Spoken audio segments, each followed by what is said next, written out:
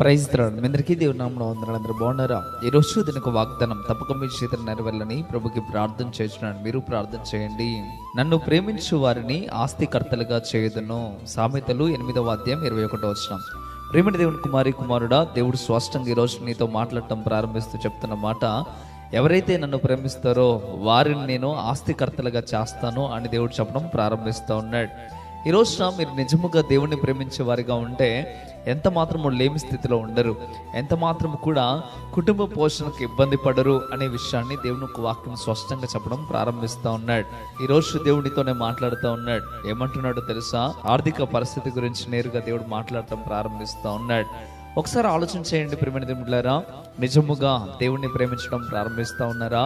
మీరు దేవుణ్ణి ప్రేమించగలిగితే చాలు, మీ జీవితాలు మారుస్తాడు. అబ్రహామును చూడండి, దేవుణ్ణి ప్రేమించాడు. ఒకనాడు కొన్ని బొమ్మలను అమ్ముకొని బ్రతికిన వ్యక్తి కాస్త ఉన్నతమైన స్థితికి దేవుడు చేర్చాడు. ఎందుకు? దేవుణ్ణి ప్రేమించాడు గనక.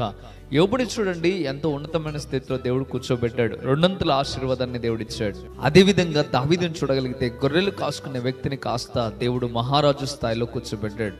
ఒక మాట మీతో స్పష్టంగా చెప్తా ఉన్నాను. ఏంటి ఆ మాట అంటే, మీరు దేవుణ్ణి హృదయపూర్వకంగా ప్రేమించి చూడండి. దేవుణ్ణి ప్రేమించడం ప్రారంభిస్తే మీ జీవితాలు మారిపోవడం ప్రారంభిస్తాయి.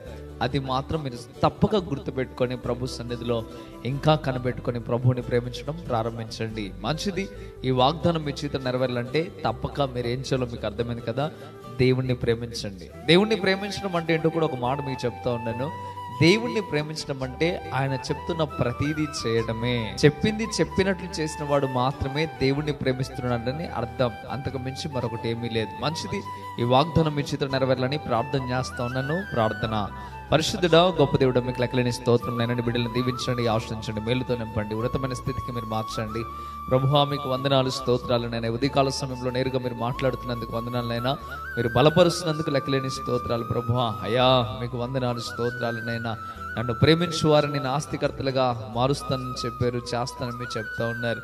నీ బిడ్డలు నిన్ను ప్రేమించడానికి, నీ ఆజ్ఞాన్ని అనుసరించి నడవడానికి, నువ్వు చెప్తున్న ప్రతీదినైనా చేయడానికి సహాయము దయచేయండి. మీరే ఉన్నతమైన స్థితికి మార్చి బలపరిచి స్థిరపరచమని, యోగ్యులుగా చేయమని ప్రభువా మీకు వందనాలు, స్తోత్రాలు.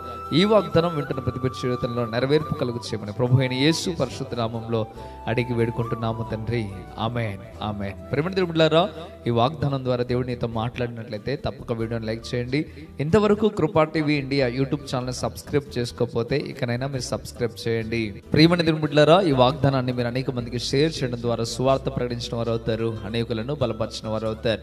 ప్రియమైన దేవుళ్ళారా, కృపా టీవీ ఇండియా యూట్యూబ్ ఛానల్ నుండి అనేక మందికి హెల్ప్ చేస్తూ ఉన్నాం. పేదలకు, అనాథలకు, అదేవిధంగా ఆరోగ్యం సరిగ్గా లేని వారికి హెల్ప్ చేస్తూ ఉన్నాం. మీరు కూడా మాతో కలిసి చక్కని పరీక్షల్లో పాల్పొందాలని ఆశ మీకు ఉండినట్లయితే తప్పగా మీరు మమ్మల్ని సంప్రదించండి. ప్రభువు మిమ్మల్ని దీవించును గాక, ఆశీర్వదించును గాక.